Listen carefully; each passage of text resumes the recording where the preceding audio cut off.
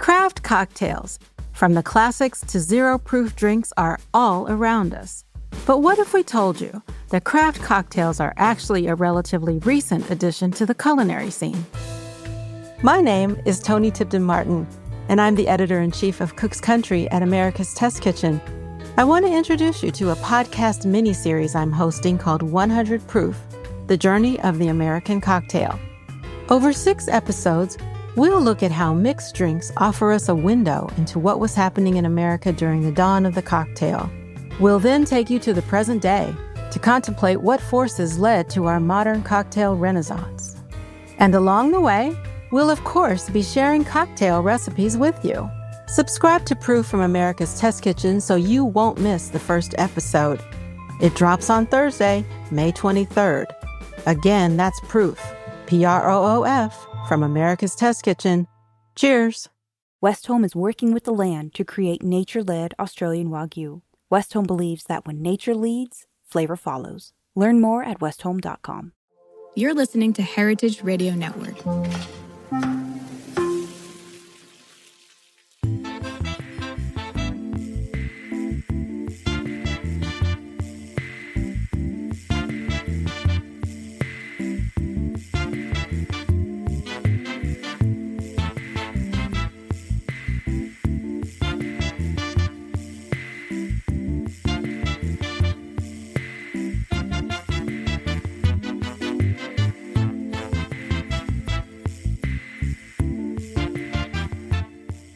Welcome to the Grape Nation, your weekly wine journey. Our guest is Sophie Menin. We'll talk to Sophie about her new book and more.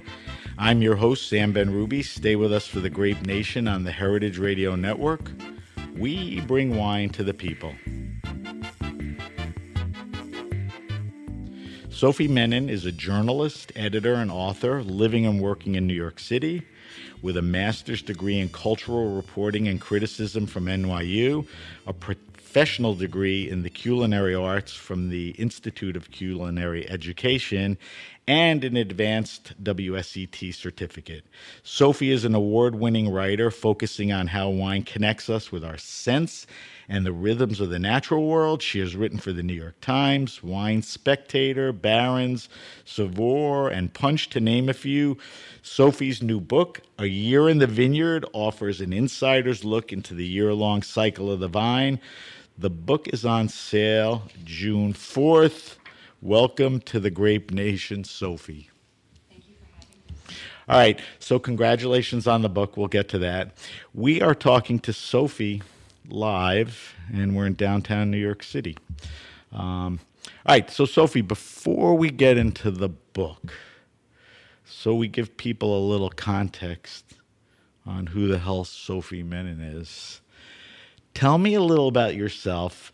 Give me some background on your journey in life and wine that got you to this point, which is writing the book, which I'd gather was, a year or so ago.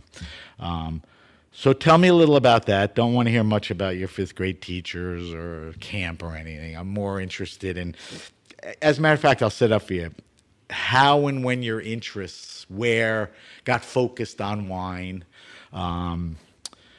and then, how that evolved to, which we'll get to. So tell me a little story. Sure. So I wanted to be an art writer at first. I had studied, sorry to make a high school reference, but when I studied AP art history in high school, I was really amazed to see how people could study history through how they express themselves as opposed to wars and treaties, and that was really life-changing for me. And I knew then that I wanted to write. I've always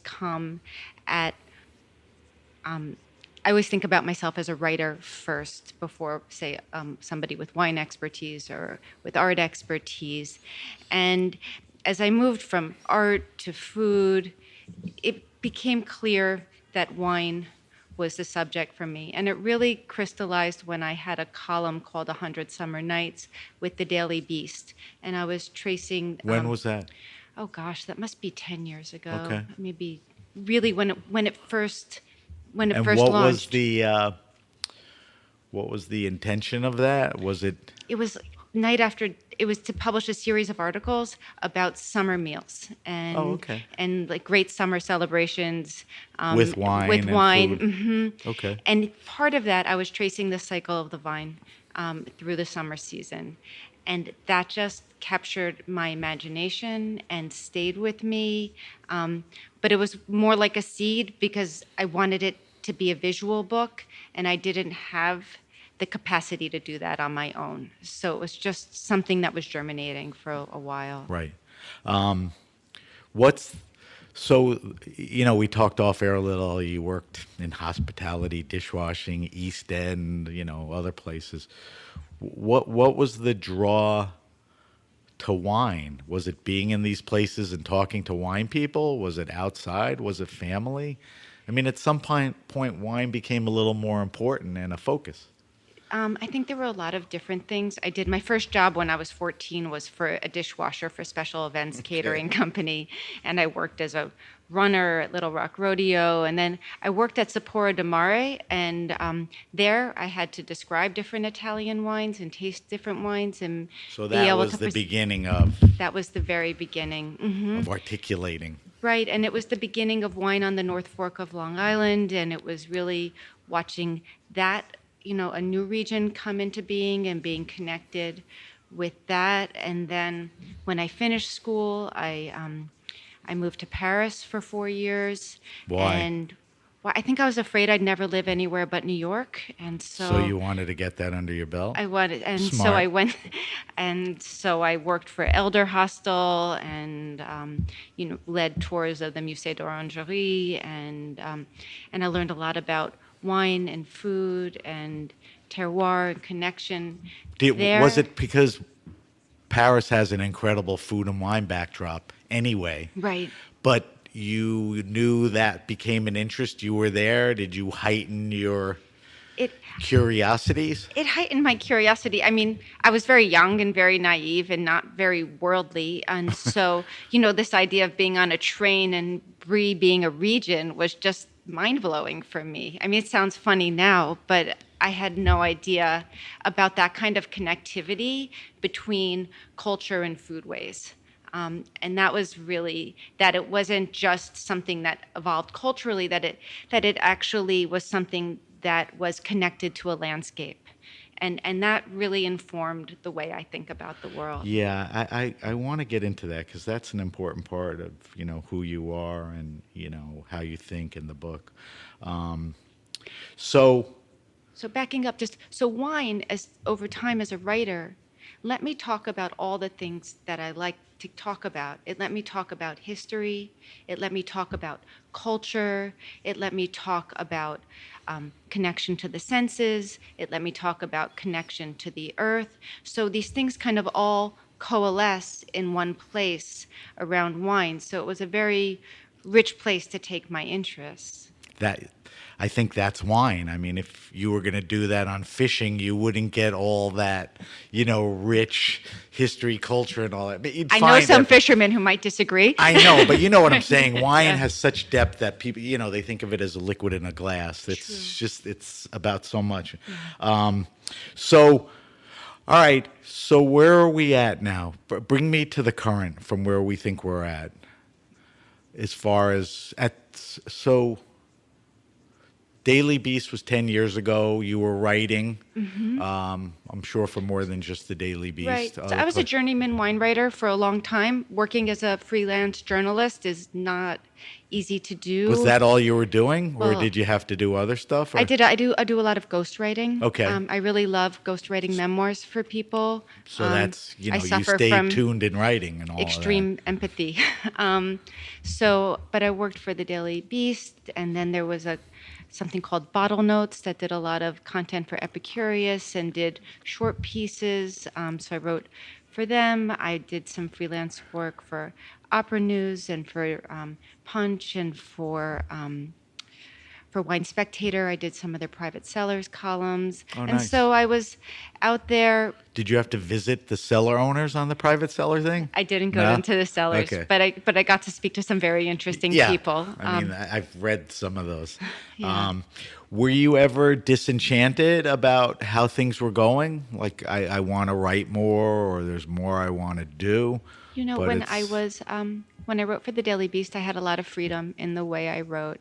And you don't write for awards, but I got shortlisted for the Roederer Emerging Wine Writer Award from those columns, and I really had a desire to going back to writing for my own voice, writing in my own voice. And so at a certain point, I started an online journal called Life with Wine, where I was able to write in my own voice again. And it was interesting to me that once again, when I started writing in my own voice, and this was 5 years later, I was nominated again for Food and Wine Writer in 17. And so that taught me to trust my own voice, is really got the important recognized. part. Yeah. And it felt a lot better. And then shortly after that, I took a little break from wine writing, actually. So when you look at the writing you did on your own, that 5 years, if you look back now, or if we looked at,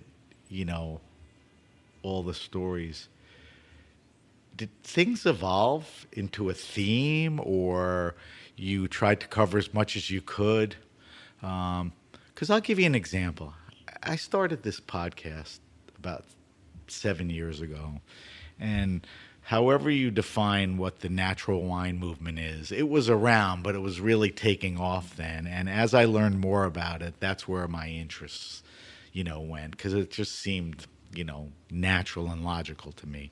When you look back at that writing, because that's the basis of, going forward, were you writing about certain things because you cared, or it's not that organized? I think we all have proclivities that we're attracted to you can start to see themes as you look backwards. I remember because the Daily Beast had such a wide reach, I was very lucky as a young wine writer. Suddenly, I had no experience, but I was getting invited to things with people who were really marquee names and really to a lot of big events. And people would say things to me like, how are we going to attract young people to wine? Do we need to make jazzier labels? And I would say, no, you might want to go organic, and they might walk away.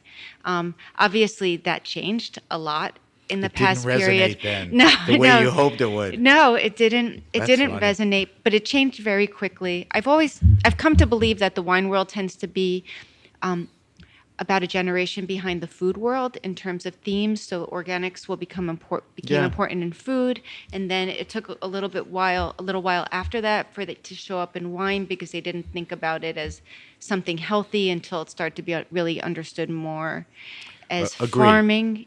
People obsess on a Yeah. tomato, and they'll drink 5 bottles of wine a week, and it doesn't matter what they're drinking. Yeah. All right, so that's a good lead-in.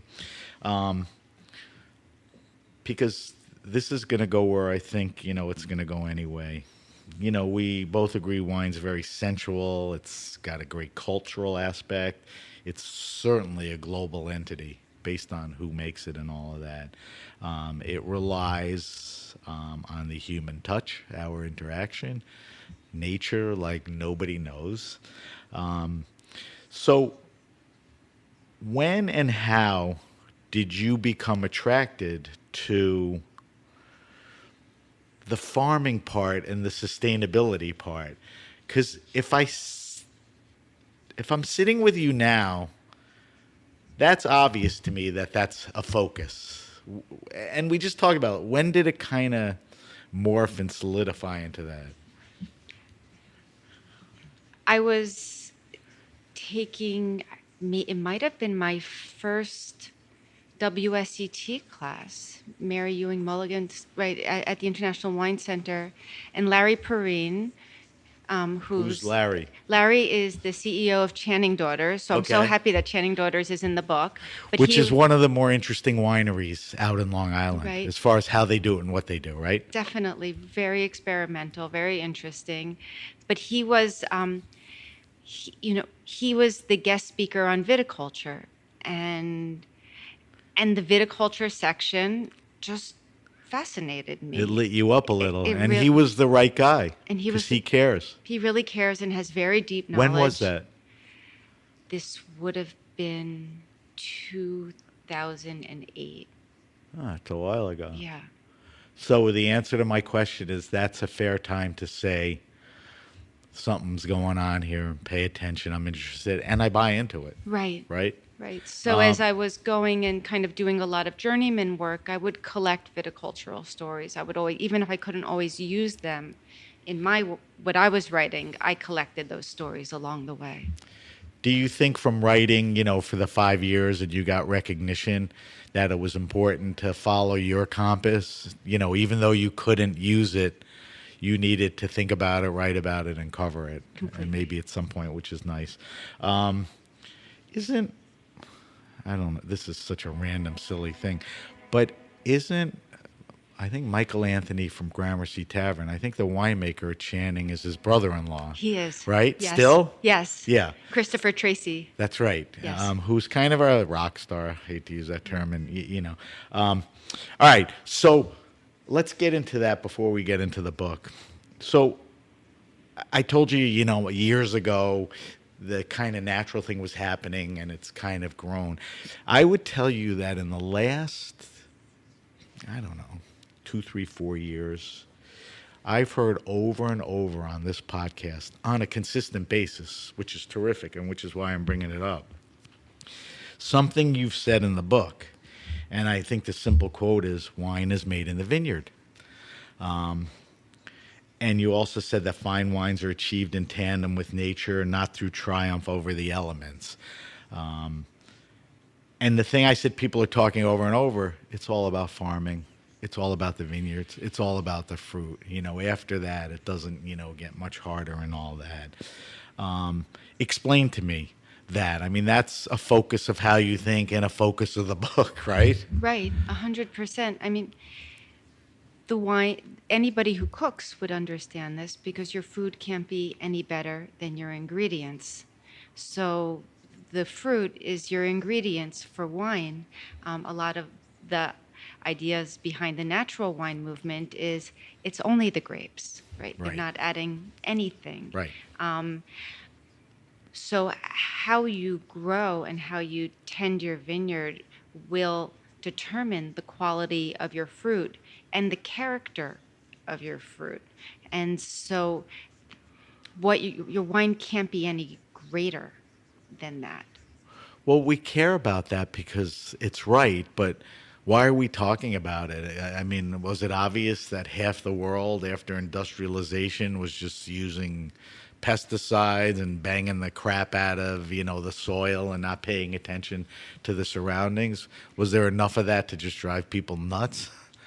I think that's a really interesting question, and I have a lot of empathy for the post-war generation, where Europe was very poor. A lot of people were lost. These were supposed to be helpers, right? Like now, if you look at it, if you look backwards using another cooking analogy, canned vegetables were supposed to be part of women's liberation. You don't have to chop and cook in the kitchen all day. You can just open this up. These chemicals were brought around to farmers, and they were said, it's not going to be so hard. You're going to be able to make your wine. You're going to be able to make a living. And increase productivity, and maybe. And increase productivity, quicker, right. No bugs, whatever. I mean, what happened from there on out and levels of industrialization with it is terrible. And thank goodness for books like Silent Spring that really brought public awareness to that. And, so here was my next question. It's yeah. funny you bring Silent Spring up, because I want you to talk about it, because it's a book, it's a movement, it's the beginning. Here's the question. It seems like all points towards all the things that you're thinking about and writing about in this book, points towards natural and sustainable farming and thoughtful growers. You talk about the birth of the modern environmental movement dating back to '62, which was the Silent Spring. Tell me, because I talk to a lot of people and they don't always bring that up or cite that as something. Obviously in all your travels and research and in this book, it was an important point. So tell me about the book, kind of what it professed, and that environmental movement that was born then.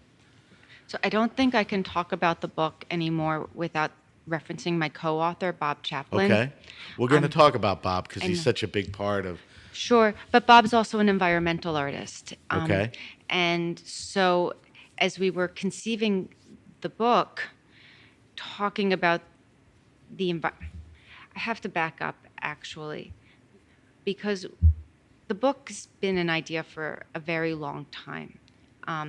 So when we first conceived the book, it was really about how wine is made in the vineyard. I was very interested in biodynamics, and it was about tracing the cycle of the vine and maybe physicalizing some things that can be very abstract, like what does it mean to dynamize more manure, because it just sounds bizarre. Talking more about things that they do that most Right. people But don't. if you actually see how and why people use it moment to moment, it makes a lot more sense. Even if it feels ceremonial, it makes a lot more sense. When Culture Shock became interested in the book, Culture Shock is an art publisher, and we really leaned into Bob's background as an environmental artist as we were talking to them about how we conceived the book. That was all in the book, but we had to articulate it in a different way.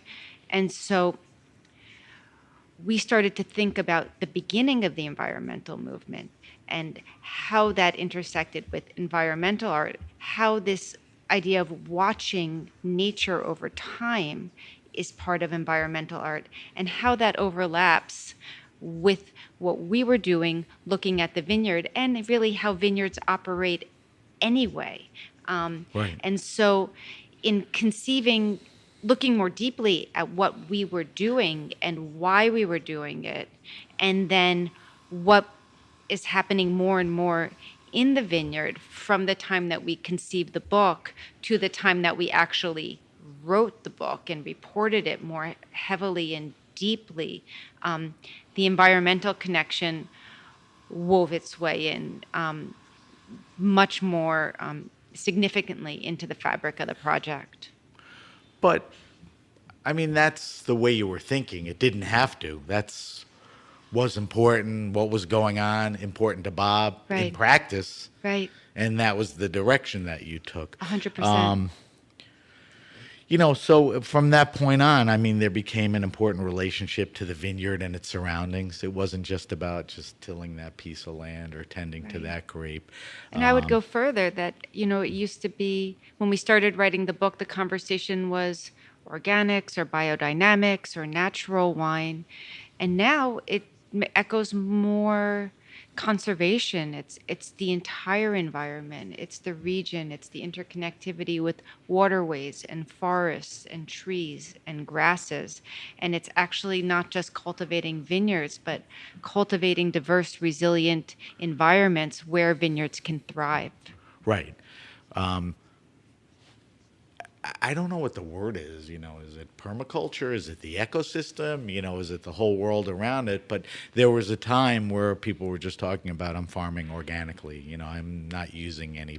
It is so much more than that now. And in the book, there's examples, of the extent people go to make it a whole, system and everything. But in the end, if you're making wine, you said the soil is the architect of the vines. So with all that being paid attention to and keeping that healthy, that comes back to the soil and its maintenance, right? Right. And there's just so many ways people sort of address that, whether it's organically, biodynamically, or whatever. Do you also believe, I'm not sure in the book that came out in 62, that part of this environment is the people? I don't know if they talked about taking care of the people and paying them fairly and treating them fairly, but would you agree that's just as important now in that whole ecosystem? I'm so happy you bring that up. It's one of the most important themes that we didn't have the opportunity to be as explicit about in the book, and that we're able. I hope it's in there implicitly, and if we had had more inches for the introduction, we certainly would have gone into this more deeply, is that vineyard labor is skilled labor. And so if you speak to a company like Bonterra and you ask them, so what's the difference between biodynamic agriculture and regenerative agriculture in your practices? And their answer was, well, for the certification that we're getting, really the only change we have is in our people policy. You know, that to be regenerative based on everything else they were already doing because they work so thoughtfully, that it was really also applying that into their people culture. If you look at a place like Esparrejo in Portugal, they provide their vineyard workers now with the same kinds of benefits that they provide their office workers with. Or if you talk to somebody like Sophie Menin, who's a master pruner and trains people, you know, top vineyards all over the world, he thinks it's very important to train the vineyard workers too, that he's not going to come and just train the viticulture manager or the vigneron. He's going to come and train the vineyard workers and make sure that vineyard workers are able to train other vineyard workers when they come. It's the people who are handling the plants are the people who are making the wine in a lot of ways. So in writing the book, you spoke to a lot of people for a lot of years. Did you see that proliferating? Like people are just getting better at recognizing their workers, their skill, and treating them? Or it's still not a percentage that we want it to be? The people I'm speaking to, right? So it's Right. are That's the book. That's their wheelhouse. So the likelihood is higher. Right. But Good I think, example. but I also think it's more. They are becoming people are who are working like this are becoming more and more conscious, and the more you're working naturally or regeneratively or organically, the more it is hand work. Right. But this has been going on forever. One of my favorite stories in the book is Chateau Yquem. And my favorite detail is that something like almost, I think half of their vineyard crew is over 60. Right. You mentioned people have been there for for their 20, entire 30 career, years, right. But they have institutional knowledge of grape patterns and the intersection of phenological ripeness and the noble rot development. And so it's very skilled, specialized work. And a guy could look at a vintage and say, this reminds me of '07, and here's what we did. Exactly. I mean, where do you get that, right? Exactly. It's crazy. Yeah. That's such a good point, which puts even a further value on people. Their skill, their knowledge. Right. I mean, you have to have a knowledge to know how to prune. But if you've been pruning for a long time, you have a depth of knowledge. Right. That's beyond that. That's a good example, and it's nice to see, in most of the people that you spoke with, that's part of it. Go backwards for a second and tell me one thing. You have to excuse my ignorance on this. I mean, I know regenerative farming, and I certainly know, Steiner biodynamic and all of that. You made a point about people and regenerative. Is there a certification for regenerative? I think there is. And there's more attention or there's mention of people in regenerative that goes beyond. It makes sense to me that Steiner wasn't thinking that when he wrote it. Not that he didn't believe in it, but he was obsessed with the moon or something. But there's definitely attention or mention to that? Yes. Okay. Yes, definitely. Do you see in the book and just pre and post movement towards regenerative farming? I think so. I would. I really love I'm really grateful to Ted Lemon, the winemaker at Littori. Literoy, Littori. because as much as possible, I tried to bring my voice out of the book and have it really be in the words of the winemakers, the wine growers. And if you don't mind, I'd love to read the last Yeah. paragraph of the book, because he so kindly, better than I could, summarized the kind of bigger theme of the book, because he's planting redwoods to sustain the ecosystem in Sebastopol. There's a good explanation of what redwoods do and Right. how they do it. And he said, our long-term goal with the redwoods is to transform this riparian ecosystem in a way that brings more biodiversity and moisture, even in times of drought. We know we cannot reproduce the planet of the 1700s. That world is long gone. We must generate a new way of living, and to do this, we must generate a new way of farming. And I think that's why that's where these ideas resonate beyond wine. But wine is, because it's such a special product, and because frankly economically it demands, it's an agricultural product that can demand a higher price. There is room here to model Right. and experiment and really find ways of finding balance with nature and harnessing nature in ways where you're working with its power in a way that's positive and productive. That's a good point. Yeah. And Ted certainly walks the walk and has been doing it. He's a great example of that. Before we take a break, I want to broach a subject that you and I probably can do a whole show on, just from my perspective and yours and together. So what I want to know is how you process and understand changing climate after speaking with all these winemakers that have to process it and understand it on a daily basis. So that's a general question on, the effects of climate change, how you saw it, and, you know, when I was coming over here, I was thinking, gee, it'd be fun to sit down with Sophie and ask her that question 20 years from now, because you were pretty much on the ground and talking deeply with these guys. And 20 years from now, I think there's going to be some substantial change with these guys. And what is it? But we can't worry about that now. So how does climate change, how do you process it? You worried about it? We all are. Are people reacting to it?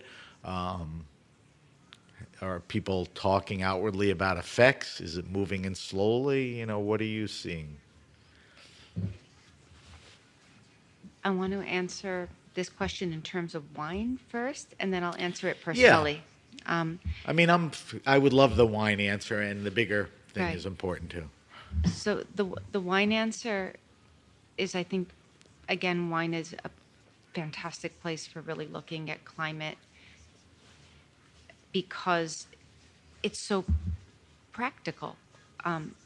Vintage is weather, right? So when we talk about wine, you'll talk about the kind of climate it's grown in. You have this kind of general big picture. It's a Mediterranean climate. It's a riparian ecosystem, right? It's a coastal climate. So we have general weather patterns that we know and that we associate with different kinds of climates, right? Mediterranean would be dry rainy winter, like cool rainy winters and hot dry summers, or Less hassles, with Right. mildew or whatever, and then you Right. have moisture. Exactly. And then we have vintage, which is really the weather that year and how somebody responded to it in that climate with that terroir. So when you have wine growers, they're marking all of that. It's not abstract. They know that the harvest is earlier, the flowering is earlier, the weather is more extreme. And then I think digging in with the book, we learn sometimes little facts stick with you. Like one fact that when we were looking at hail and storms was that For each degree centigrade, the Earth warms. This, the atmosphere holds 7% more moisture, which is why we get, as we have global warming, we get more severe storms. We get more radical weather. During bud set and hail and maybe It- cooler or whatever, all that stuff. Exactly. Right. And so wineries are preparing for that, the extreme amounts of water, and then on the other hand, extreme droughts. And so that's what we saw. And like one great example of how somebody's doing that naturally was Giovanni Gaia and the way he works with cover crops, particularly in Piemonte, where the the Nebbiolo is planted on steep slopes. Right. So in warm years, if it's a warm, dry weather pattern, he'll roll the cover crops in the spring to create a kind of a blanket that keeps moisture in the earth and keeps the earth cool. You mean literally go over it and roll it to Roll make it. a mat? Make a mat, Right. exactly. Which is just one tactic for that particular vintage Right. or reaction Right. year or whatever. But if it's a rainy year where they're seeing extreme rains, he'll cut the cover crops To so get that the more. roots can really absorb more water.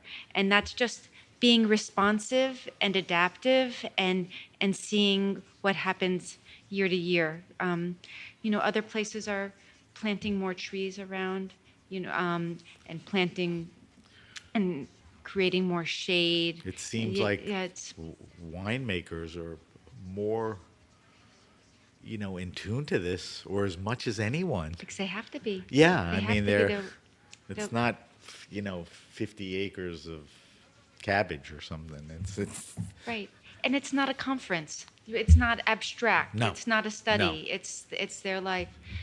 On a more personal level, I believe that our inner and outer ecologies are connected. So, well, if you think about it, like the chemistry of the atmosphere comes from, oxygen that's released from the ocean. So if you start to change the chemistry of the ocean, you start to change the chemistry of what the we atmosphere. do to our environment and the changes Right. it creates. It affects us. Ozone layer, dumping, whatever. It will affect us personally. Yeah, well, it is. So It has. It has, yeah. And so we But are we not don't seem unlike. to react like winemakers do. No. It's like, I got to get my ass out here and roll down my cover crops, or I got to get them off so the war. We sit there and go, all right, we'll have some conference on carbon neutral, and nothing happens. Exactly. Right? Yeah. So Yeah. that part's sad. So kudos to winemakers in that sense, for doing that. All right, Sophie, we have to take a quick break. When we come back, I want to talk to you specifically about the book. We're talking to Sophie Menin, and we're going to get into her book. You're listening to The Grape Nation on the Heritage Radio Network. We'll be right back. Whether you're a chef or just love going to restaurants, you know the best ingredients are everything, especially when it comes to beef. In Northern Australia, there's a different approach to raising high-quality beef. Westholme, based in Queensland and Northern Territory, is working with the land to create nature-led Australian Wagyu. Westholme stewards 16 million acres of rangeland, guided by their natural ecosystems. They're led by a belief that if they balance the needs of their cattle with the needs of the environment, both can thrive. Westholme's team of rangelands experts and nature managers use a variety of tools to monitor and respond to the welfare of the environment, like satellites that address grass health and on-the-ground research. Cattle are happier when they have the freedom to forage and explore, so Westholme ensures that they can roam wild, foraging at will for the first 2 to 3 years of their lives.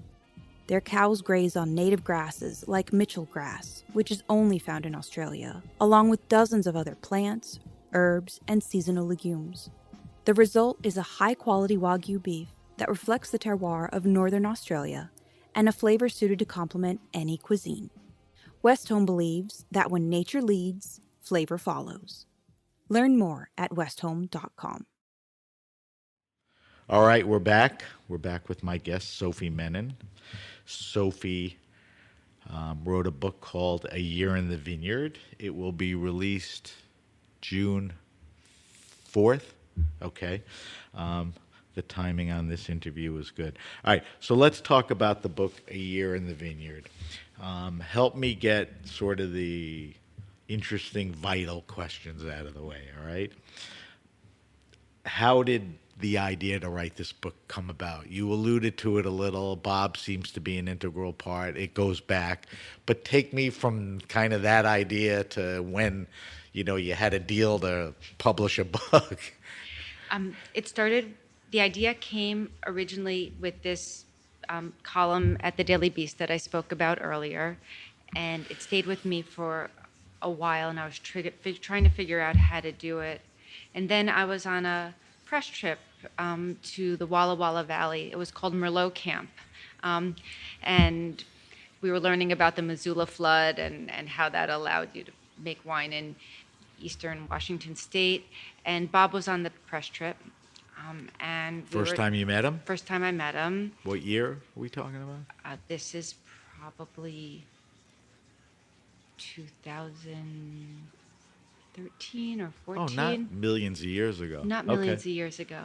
And I learned that he's an artisanal bookmaker, and he was wine critic for the Hartford Courant, but he's also an artisanal bookmaker and an environmental artist who's widely collected. Is he an applied artist? I know he's a photographer because he did the photographs in the book. No, he didn't. No, he did a lot of the photographs. He did, okay. But not all Oh, of you're them. right, because some of them, the cover photos from Michele Chiarlo. the vineyard, right? Yeah. Right. So you beat Bob a dozen years ago, and you share My idea, which has become our idea, and Does he buy in right away? he buys in to the idea, but it was a lot of emails, a lot of talking, a lot of trying to figure out what this is and what it's going to be, and then Is that because it's hard, or just life's distractions, or both? both. Okay. And then it was okay, and so we made a small mock book, and When? Like how soon after you met? I'd say that year. Okay, that's pretty quick. We made a mock book and went out looking for an agent for the book. My agent had passed away. Bob Lesher, he had passed away by break. that point. A woman or a man? Bob Lesher was a man. He was Okay, a great, so tough break for him, tough break for you. yeah, yeah, a very important and foundational person You told in my me yeah. that was a tough break in a way to lose somebody like that. Yeah. So And we had a hard time, because the book doesn't tell you what to drink. no, it's what publishers want. Right? It doesn't. I mean, I told you I've had enough authors on, and they're like, it took me forever to get this published. Why? Because this is what they want. You're not doing this or something. So it didn't have any of that. Right. It didn't have an I. There wasn't a person who was saying, this is what I did and this is how I felt.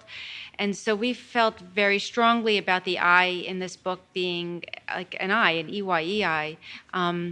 So it took a while, and we would kind of bring it in and out of the drawer over the years. And then we found this publisher culture shock, and that really allowed us to take these stories that we'd been collecting. And When was that, the culture shock meetup? that was about 2 years ago. Okay, so And then you said you made a mock-up with Bob, within a year. How much did that mock-up look like what's going to be out there now? all the elements We're there. were there in terms of Bob's background, paintings. Vineyards gave us photographs. Bob's dear friend, Ian Sanderson, who's a spectacular photographer who's also passed, gave us a number of photographs. But at first, the book was called 100 Summer Nights, and we really thought we were writing about Was that the name of the series or article you did? Right. We thought we were writing about the growing season with the winter and post-harvest just being an introduction and a. So the focus was those Right. 100 years. Right, And 100 we're going to nights. talk about the structure of the book, so wait to tell me, because everything's covered that way. Sure, but I'll just add one more sentence there, if you don't mind. Just we realized how wrong we were.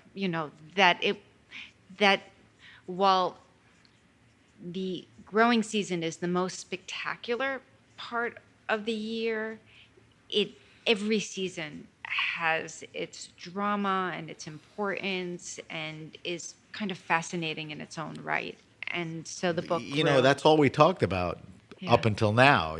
Just the whole ecosystem, the people. It's not a Broadway show where the curtain goes up and there's so many people and the band and the producers, right? I mean, it's so you woke up to that and you focused more on it. But the seed of the idea really instigated all of that. I forgot where we were. So how long? So you Culture Shock was really the firm opportunity to publish the book. Right. Going back, so 2 years ago was 21, 22. Were you writing and changing this stuff from when you and Bob did the mock-up to that point, or at some point it was together? I think we intermittently in that period, there was always somebody else who was interested. You know how it is with a project you're trying to get off the ground. Like somebody's interested, you update it, you work on it some more, something happens, something doesn't happen, it goes back in the drawer. Somebody else says, wow, And what then a you great forget. idea. And then this opportunity really came, and we were very fortunate to be able to dig into it the way we did. Now, is Culture Shock publishing it? Yes. Okay. So it took the good part of upwards of a dozen years, from beginning to end. I'm sure there were minor and major changes at any point in between there. I'm curious in looking at the book, because there's a very good diversity of regions and people and types of wines. How did you decide who you wanted in the book or who to speak with? I mean, was it that calculated, or this guy was available and this wasn't? I mean, tell me how, because there's an impressive list of people, and they're mostly one-offs. You come back to a few people, which is nice because there's a reason to. But how do you decide? Because there's that many more times three. Right. Right. I mean, that's why at first we thought we wanted to cover every region, and it was just Be a little more scientific right, about it. but it was impossible. And we had to decide that this was an idea and that we were going to be diverse in the kinds of wineries and in the regions, but that we couldn't cover everything. So that was a decision we had to make. There are the stories that we collected individually and together over the years. So some of it was access, some of it was, things that we had already reported that were interesting to us. And then some of it was hit list dream, and Might as well get to it, right? Let's try. And it's like a lot of things. Once you have a critical mass of people who are respected, who somebody would respect as their colleague. You would reference them to the future guy? Exactly, and they would be interested. They'd want to make sure that this was not, pay to play. We had to really explain that this is a journalistic endeavor, and no, we're just telling a story, and we would move forward like that. Not that it matters, but how much of this was one-on-one or travel or visiting, or maybe somebody'd come to New York and you'd have a chance? Right. Like the Gaia piece, I met Gaia when she was in New York, and I was more active as a day-to-day journalist, and I was very lucky to be able to taste with her. I was invited to, as press, to the opening of Bodega Garzon, and so I really got to understand that site very well. Wait, were you there? Mm-hmm. I was there. It's spectacular. Spectacular. Up on a hill. I mean, you could see, I think, the ocean from the top, and just fields everywhere. And he's making good stuff. Really, isn't that the Francis Mallman has a restaurant in there? It's a pretty cool place. Yeah. Really cool place. And he reminds me a little of Laura Catena, where he's trying to be the ambassador for the country and the wines, Tannat and all that. So you would visit places, you'd sit with Gaia when she came in, so a Right. mixture of everything. Right, and then Zoom makes it very easy to sit and talk to somebody, and share photographs, and so in a variety of ways. This is always, my wife says don't be negative, and it's always a silly question, but is there anyone you wanted to speak to that you couldn't, or is there anything glaring when you look back and say, Jesus, this you feel good about, that there's none of that? Listen, there's things, you have a limited number of pages at a certain point, so So you're at peace with all this. there's things we would have loved to have included. Like I would want to do more on trellising, but we just didn't have space. Bob has Talk beautiful about it a little. photographs of How right. people, I think you use a dapple 2-3 times, that a dapple of sun gets in through the trellising or Right, whatever. right, and I'm very obsessed with the Kulara pruning on Santorini. That was something I Well, really not a lot wanted of people to talk include. about Simonet, and his value and his expertise and all of that. So that's good. It's good. Like, oh Jesus, I didn't talk to Gaia because they're so important in Piedmont. All right, so we talked about this before. And you were talking about you were going to write about 100 days in the summer. Let's talk about how the book is set up, because it's set up, there's a foreword, there's acknowledgments, but it's set up in sections that cover all the year areas besides that 100-day run. Right. So kind of, walk me through the Sure. contents type thing. So the first section is called Dormancy to New Life, and Let's it's explain each one a little. sure. So they mostly coincide with the season. So Dormancy Right. to New Life is about the winter. It's about what happens in the vineyard during the winter. We have this lovely story on Chateau Moussard, where in the Bekaa Valley, In Lebanon. the snows go down into the water table to help the vine survive the very hot summers. It has to. So don't discount the winter as a dormant period. Exactly. It has a major effect, which is you bring that, to the Right. foreground. And then you see how the vines are waking up, and you see what it's called bleeding, when you can start to see sap coming out of last year's cuts, so that that the sap is rising.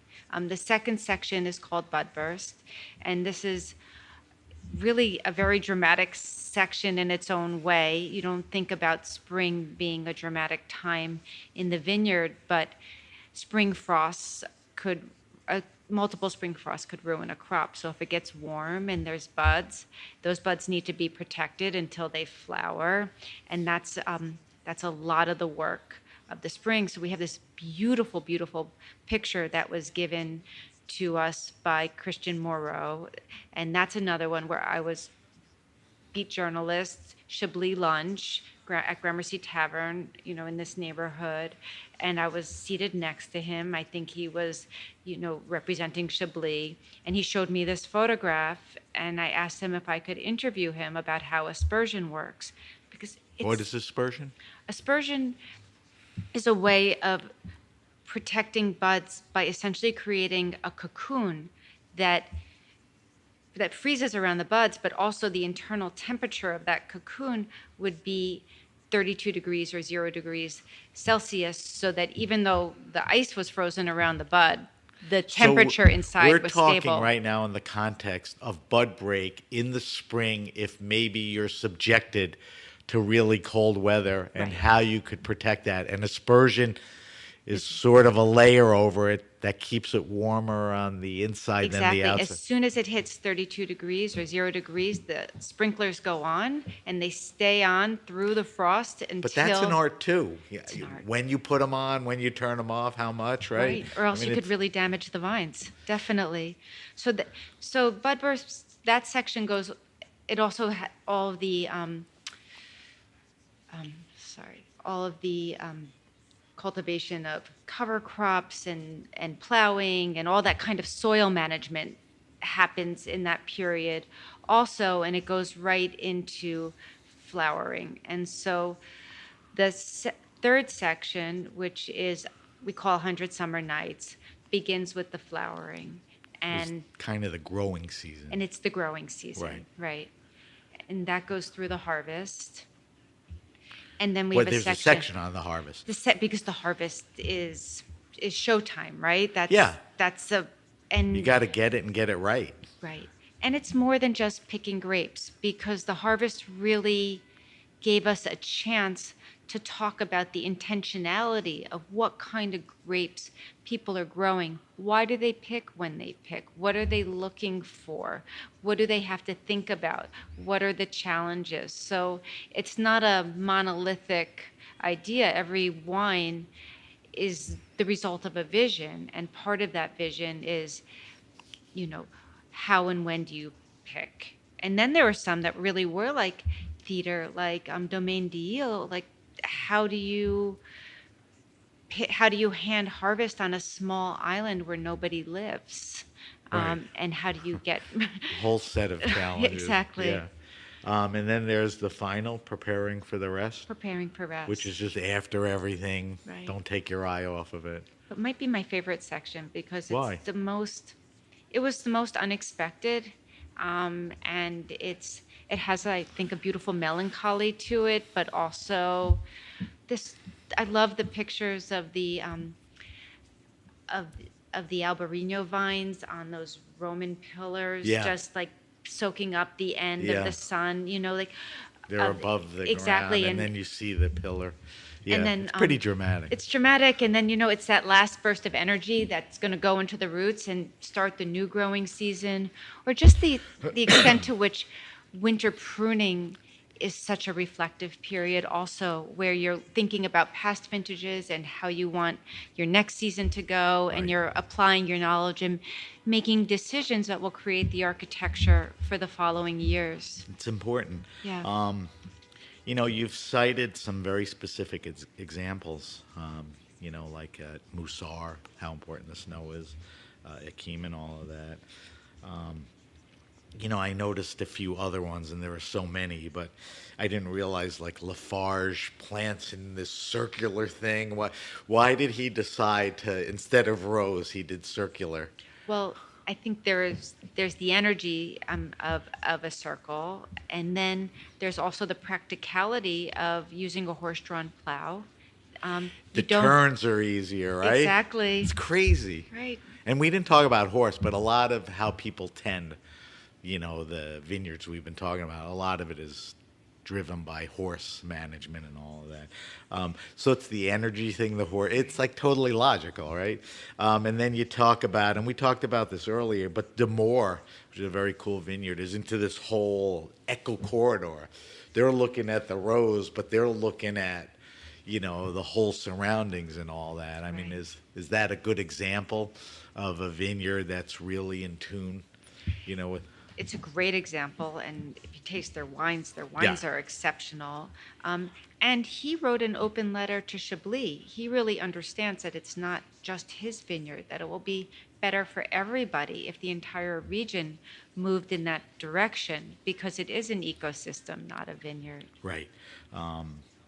And again, he's, practicing it. Pruning is important.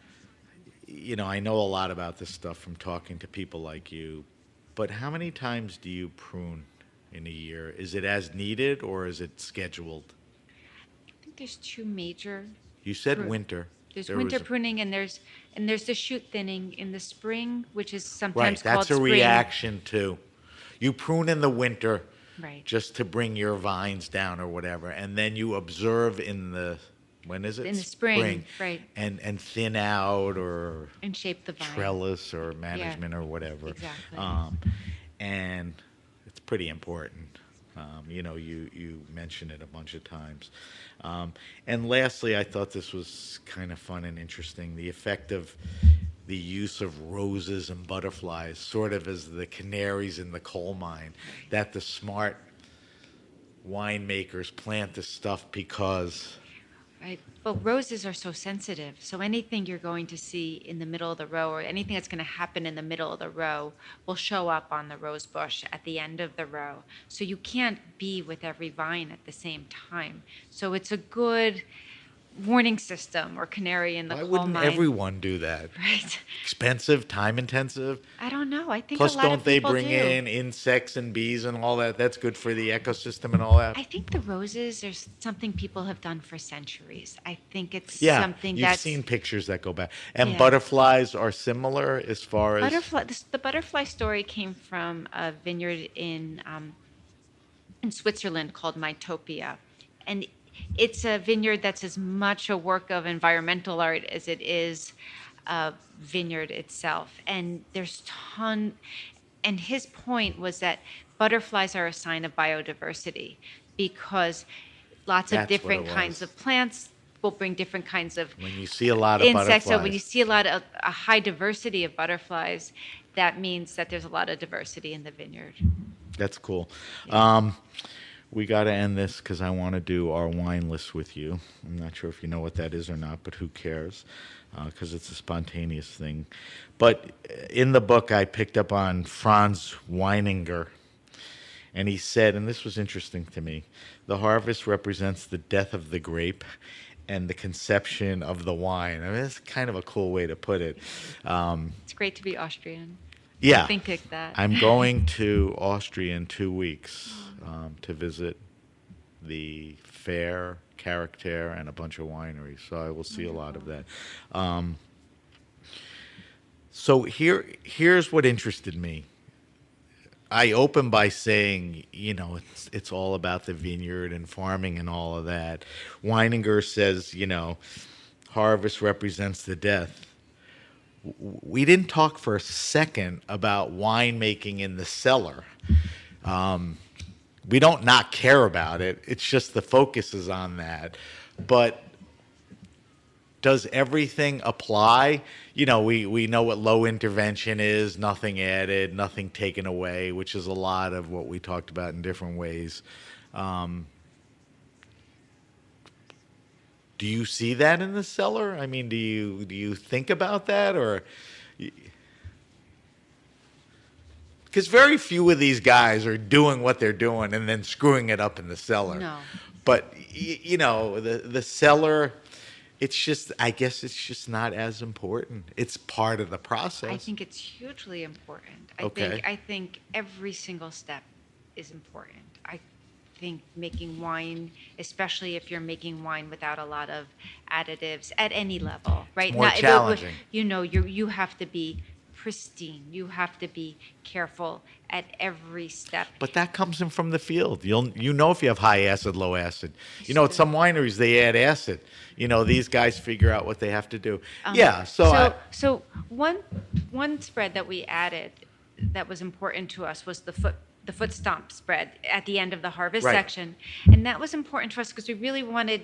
I don't know if it's clear, but the reason we added it was there's no hard and fast line okay, now's the harvest, we're going to finish the harvest and then we're going to start winemaking. Anybody who's been to a vineyard during harvest knows the grapes come in and the processing starts. And so our focus was a year in the vineyard because it's the least understood. And so what happens next is just as important. It's just not what we focused on.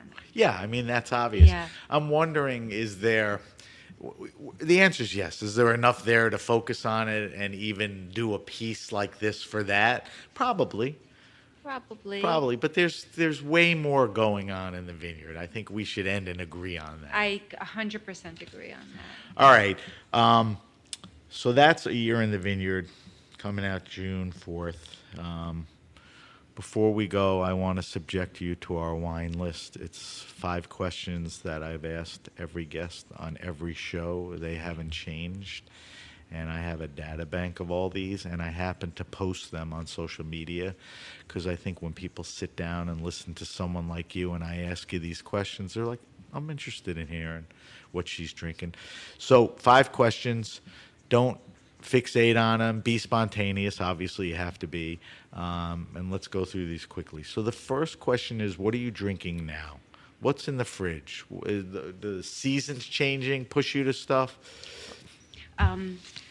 So I have two of my favorite rosés in the fridge. Is that seasonal or That's you're always seasonal. drinking? Okay, That's so you're seasonal. shifting to rosé. Tell me what they are. It's the Literai rosé Okay. and the Baudry rosé.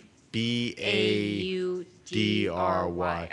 Let's From go backwards. The Literai is a rosé of what? Pinot Noir. So it's a Vin Gris. Okay. And they don't make it every year, but Right. this year they What's do. the Baudry? It's a Chinon, so Cap Franc? it's Cab Okay. Franc. And are both of them all Pinot and all Cap Franc, we think? so. Okay. What else? Give me something else. Something else that I'm drinking Yeah. now. I'm drinking the San Feriolo wines. They're dolcetto, but that are really Spell for me. Is it S-A-N? SAN, Feriolo, Fereolo. It's in Dogliani. It's just south of Barolo, and she makes dolcetto like nobody else. Really? I mean, because we have a story on her in the book. Yeah, I remember now. Yeah. Because she really cellars it for a long time and releases it with a number of years of bottle age. And See, it's that's a very why I do special this. wine. That's a good, noting that, as a good wine and the story and all that. Every good wine has a story. The Moussard Blanc Ooh, is really special. I guess they don't make a lot of it. I don't know how much of it they make, but it's really special. And Do you know the grapes? I have them in the book. It's not that Obadiah. Yes, it is. Yeah, It's the I'll Jew list that. indigenous. Yeah. But I had seen one of the owners speak, and he said that when they drank the white wine, the way that you were supposed to experience it was to open it for 12 hours before, or even 24 hours, and have it at room temperature. So Like decant it for half a decant it day? and then just taste it over, and it was really one of the most remarkable I experiences love that, and I I've love had in room wine. temperature. I don't like cold whites. You don't get the don't taste flavor it. and all of that. Yeah. Those are good ones. All right, Okay. second question, maybe the goofiest, but fun. And perfect for you because you're a wine and food person. Favorite wine and food pairing? Yours. Not what we think is the best, but Right. what you like. And obviously, you don't eat it a lot. But Right. Champagne and Parmesan cheese. Good one. Why does that work? It's kind of obvious, but you tell me. I love grower champagne. I mean, it's really Okay, so we're going to get into give me a couple of growers, but why Parmesan? because sharp? it's nutty and sweet and kind of creamy and all that. It's the texture and the flavor goes so well with Parmesan. So give me a couple of growers you like. For champagne Yeah. or just in, No, champagne. I love the Pierre Peters. I love the Georges Laval. I love the Duquet. Oh, good. So many. Pierre Peters makes some good, reasonably priced stuff. Yeah. And Laval, the Cumier, it's not crazy, but it's definitely, terrific. Do you have any restrictions on Parmesan? Like, I won't eat anything under 2 years old. I have You no don't restrictions on Parmesan. So champagne is a big answer on that, and it's usually champagne and fried chicken, champagne and popcorn, champagne and pizza. Works really well. We have a rule on the show: you can't say champagne and oysters, because that may be the ultimate pairing. So you can't say that. But this may be the first time somebody said champagne and Parmesan. They may have said cheese, but I don't know. That's a good one. All right. You're a New Yorker. Tell me your favorite wine restaurant and or bar. And let me preface that. It's not what's the best. It's just tell me places you like. Could be neighborhoody, could be places you travel to, could be something you remembered in Paris. People that have a great wine list, place has a good vibe, people are knowledgeable. I mean, who does it right? Right. I mean, right now it's Vallata. It's a neighborhood place. It's a In small, the Flatiron District we're talking? Spell it for me. Vallata. Vallata. And is it a restaurant or a wine bar or a little of both? It's a restaurant. It used to be the private dining space at Kraft, and then Ah. after COVID, What is that, 18th Street or something? I think it's on 19th. 19th, maybe. No, maybe it is 18. But it was the Italian food Tom Colicchio cooked for himself during the pandemic. So they have this it's a small, easy restaurant, but with a wine list that can draw on Kraft's purchasing power. So there's just a lot of Predominantly interesting. Italian? No, it's actually it's predominantly European, but not predominantly And it's Italian. still under his purview, Colicchio's? Volata. Yeah, it's wonderful. I'm sure I heard And of it. you can walk in. I mean, that's the nice thing Right. in this neighborhood. It's nice to be able to Give me walk in. another one if you could think. I love Terroir. I've always loved Terroir as a wine bar. I just saw Paul Greco yesterday at a Skurnik portfolio tasting. Very cool. You have to like Riesling if you like terroir. I love Riesling. Okay. Yeah. Any others you could think of without straining your brain? I'm sure there's so many more Okay. that are. Let's leave it at those two because those are two good ones. All right, here's the fourth question. You've been around. Favorite all-time wine? Now, hear me out for a second. When I structured this question, the idea was, I'm talking to people like Aldo Sohm at La Bernardine and even Paul Greco, who worked at some of, the best places. What was the most expensive rare wine you drank? I don't care about that. The question now is, what's that wine that was transcendental, changed the way you thought about wine, had an impact on you, important? It could be more than one. Right. When I had a 0 birthday, my husband and I decided to drink the best bottle of wine we owned. And so we drank this really wonderful Burgundy and savored it. And then we went out for dinner. And we sat at the bar at Casa Mano and we explained, we just drank the best bottle of wine we own. We don't want to spend a fortune. What can we drink that's going to, still wow us a little bit? And they brought us the Lopez de Heredia Rioja. Blanc, but the Blanc. The Blanc. the But an older white vintage, wine. inevitably, Right, right? because because they hold on to their wine For 10, 12 years. Right, and this I think might have been a Reserva, so it was maybe 20 years old. And this bottle of wine, The Lopez de Heredia? just after the The white. Burgundy, the white, I'd never tasted a wine like that before. It was so interesting. It evolved. It had this beautiful minerality. It was bright, but it was complex. And so, our palates were so well prepared, but we were just completely blown away. So you have to go backwards and tell me about the Burgundy. Was it white? Was it red? And what was it? I think it was an 83 Margaux. I think it was... Wait, Margot's not Burgundy. No, it's not Burgundy. Oh my gosh, I'm really going to end Oh on my God, I just did an hour-plus podcast on your beautiful book, and you don't know what you're talking about? Exactly. Was it a You're gonna- Bordeaux? Was it Margaux? No, it was a Bordeaux. It was... No, now I'm really blanking. It's Well, been an you're hour. gonna I'm gonna have to let you off know. air. You're gonna email me, Yeah. and we're gonna put the correct No, thing in. I will You get think the it was a exact- Margaux? I don't think it was a Margaux now. I think It was red for sure. it was definitely red. All right, let's was- not. Don't worry about that. Okay. We'll just add that in. I think this is fun, and I'm just busting it. Okay. It really doesn't matter. All right, last question, Okay. and you should be able to answer this. Recommend to me best wine around 15, 20, 22 bucks retail. I got kids in their 20s. They can't go to parties anymore with supermarket wine, but they can't spend 50. So how do you hit hard and good at 18, 15, 20, 22? You can give me category. Like Muscadet is pretty good deal with the right producer for a white wine. Right. And it's in the what give me a red, give me a white, what you're thinking. I'm thinking of the wine in a box that Jenny and Francois. Okay. You know. So you go by the importer. She's only importing good stuff. She has a Right. wine in the box. In the box, and they're great, and they last a long time, and they have a tap, and so they're great for a party, and They they're actually great for a store well, refrigerator. and environmentally, there's a whole thing to that. So wine in a box, generally red or white.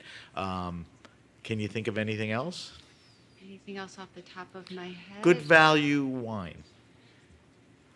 Good value wine off the top of my head. Do you ever buy $20 bottles I of do wine? buy a lot of $20 bottles So of what- wine. It changes. Because I find the wines I love at $20, And Well, then it's a also- couple years later, they're $30-$40. And it constantly Gamay, changes, right? you I know, used to buy a ton Beaujolais of Beaujolais. was, cheap and all of that. Exactly. That's a good point. We'll take that. I think the box wine. I think you say that with sincerity, and I think it's a good suggestion. I think that goes red and white. So we'll finish it on that. And like I said, we post these answers, so there'll be a social media post. All right, Sophie, we have to wrap up. Let me do a quick thing, and then I want to get some info from you. So if you have a question, suggestion, wine happening, or event, hit me up at sam@thegrapenation.com. That's sam@thegrapenation.com. Subscribe to the Grape Nation podcast on Apple Podcasts, Stitcher, Spotify, and now Google Podcasts, or wherever you get your pods. There's some other cool companies out there. If you like the podcast, please write a positive review. You can follow us on social media, which I'll be posting Sophie's wine list stuff on Instagram at @SBenRuby, on Twitter X @BenRuby, 2 different handles. But you can always find us with the hashtag The Grape Nation. We are on Facebook at The Grape Nation. As I mentioned, we'll post Sophie's wine list on our social media sites. Where can we find the book? So we're sitting here a little early. Don't make that part of the problem of the answer. When the book comes out, where should we get? You can buy it on Amazon or Barnes and Noble, kind of wherever books are sold. Will it be at smaller booksellers? Hopefully, if my distributor is able to get it into smaller booksellers, it should be, and I hope that it is. You can buy it through SophieMenin.com as well. All right, so the book is available on most, obvious channels. We always like to support you through your site or a smaller bookseller, but whatever, just get the book because you want it and get it where you can. So on social media, you have a site where the book's available. It's Sophie Menin. .com. SOPHIE, no underscore, no dot, MENIN.com. And that gives you a little background on you.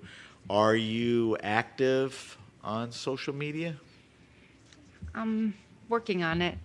So I'm going to yell at you now and humiliate you in front of everyone. You have a book coming out. It's the most terrific free media. It's visual. You really should, whoever you trust, you should get together. Because when this podcast comes out, you better repost and post on your own, because we want people to see the book because it's a life's work and it's very informative and beautiful, and we want to sell books. So you need to promise me that you'll get better at social media. I all promise. right? Okay. And take that any way you want. People can help you, but just be more active than you are, all right? Some lecture that was, huh? Now get out of my house. All right, I want to thank our guest, Sophie Menin. Let's give a assistant shout out to Sam Mitchell. Sam reached out to me and said, I have this cool book by a woman named Sophie. I took a look at everything, and it really caught my attention because I was interested in, the subject matter you took on, how you approached it, the aesthetics of everything. And, I'm a real big fan and proponent of, these books, and there's always a story behind them, and we talked about that. So thank you to Sam. And Sophie, thank you for making time to talk about everything.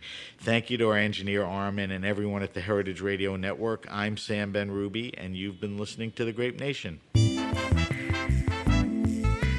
The Grape Nation is powered by Simplecast. Thanks for listening to Heritage Radio Network. Food radio supported by you. Keep in touch at heritageradionetwork.org/subscribe.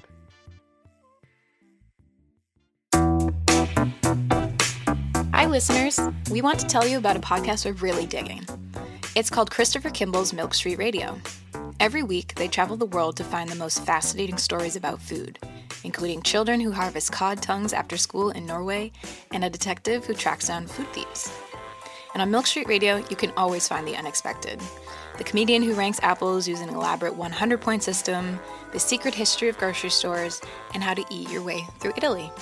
They also interview the most beloved names in food like Jacques Pepin, Sola Aweli, Jose Andres, Jet Tila, Ina Garten, Nigella Lawson, and Padma Lakshmi. Plus, co-hosts Christopher Kimball and Sarah Moulton do live calls with listeners and answer their questions about ingredients, techniques, and culinary mysteries. Like, why roasting a leg of lamb made one caller's oven explode? Ever wonder why your bread won't rise or your souffle falls flat? Chris and Sarah have the answers. You'll also hear from a rotating cast of contributors, including Kenji Lopez-Alt, Cheryl Day, Dan Pashman from The Sporkful, and Alex Ainuz, a French guy cooking from YouTube. Take a listen at 177milkstreet.com/radio or just search your podcast app for Milk Street Radio.